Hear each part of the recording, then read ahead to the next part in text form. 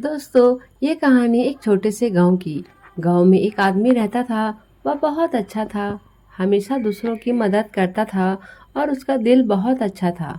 वह किसी का निर्धार नहीं करता था। अपने घर में आए हुए मेहमानों को बहुत आदर पूर्वक भोजन करवा कर भेजता था। वह प्रत्येक दिन ओम नमः शिवाय का जाप करता था। वह भगवान शिव को दिल से बहुत मानता था और उनकी पूजा अर्चना किया करता था। उसके काम अच्छे थे, यह देखकर भगवान जी भी उस पर बहुत प्रसन्न थे और भगवान उसको हमेशा साथ देते थे।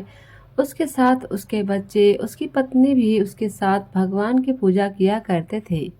एक दिन की बात है, वह आदमी बहुत बीमार हो जाता है और उसके घर वाले उसको हॉस्पिटल में लेकर जाते हैं।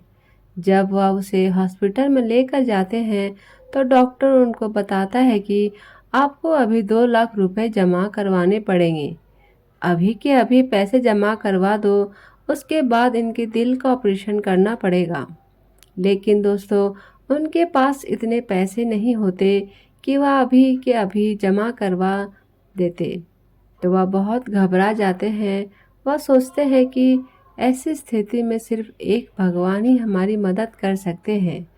और उसकी पत्नी मन ही मन में ओम नमः शिवाय का जाप करने लगती है। ऐसा देखकर उसके बेटे को गुस्सा भी आता है कि हमारे साथ इतना बुरा हुआ है। मेरे पिताजी मरने की हालत में है और मेरी माँ फिर भी भगवान को ही पुकार रही है। लेकिन इसके अलावा उनके पास कोई और रास्ता भी नहीं होता। वह बहुत परेशान होकर हॉस्पिटल के बाहर खड़े हो जाते हैं।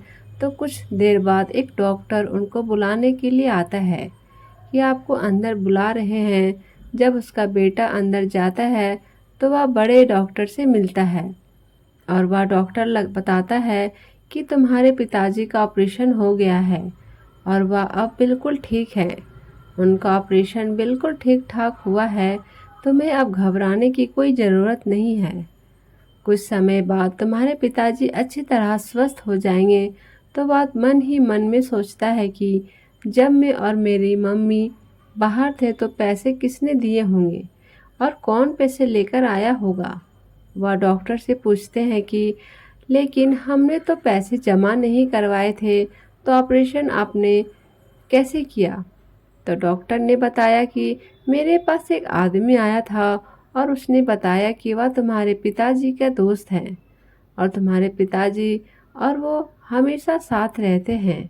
तो वह पैसे देकर गया है और वह बोल रहा था कि अगर कोई पूछे तो उसका नाम महेश बता देना और जब वह ठीक हो जाएगा तो मैं अपने दोस्त से पैसे खुद ही ले लूँगा। तो उनके घर वालों ने सोचा कि चलो कोई होगा जो पैसे देकर गया होगा। शायद हमें ना पता हो, कोई पिताजी का दोस्त महेश हो। जब उसका पिताजी ठीक होकर घर आता है, उसका पुत्र उसको पूछता है कि तुम्हारे मित्र ने तुम्हारे ऑपरेशन के पैसे दिए हैं और वो तुम्हें दोबारा मिलने नहीं आया। तो उसने पूछा कि कौन से दोस्त ने पैसे दिए। उन्होंने कहा कि उन उन्होंने अपना नाम महेश बताया है और उन्होंने डॉक्टर को पैसे दिए थे और डॉक्टर को बोला था कि बाद में मैं मिलने आऊँगा तो पैसे ले लूँगा। तो दोस्तों, वह बताता है कि मेरा तो कोई भी दोस्त महेश नहीं है। महेश नाम का मेरा कोई दोस्त नहीं है, ना मैं महेश नाम के किसी आदमी को जानता हूँ।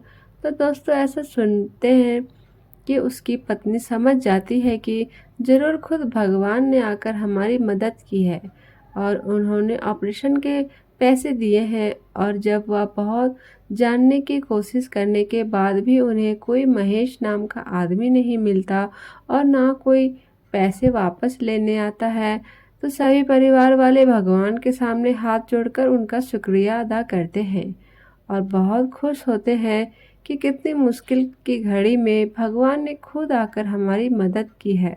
तो दोस्तों, इस कहानी से हमें यह शिक्षा मिलती है कि अगर हम सच्चे मन से भगवान को याद करते हैं तो इस घोर कलयुग में भी भगवान हमारी मदद करने जरूर आते हैं या किसी और इंसान के द्वारा हमारी मदद करते हैं। लेकिन दोस्तों, मदद जरूर करते हैं। बस विश्वास होना चाहिए। दोस्तों, आपको ये कहानी कैसी लगी हमें कमेंट करके ज़रूर बताएं। धन्यवाद।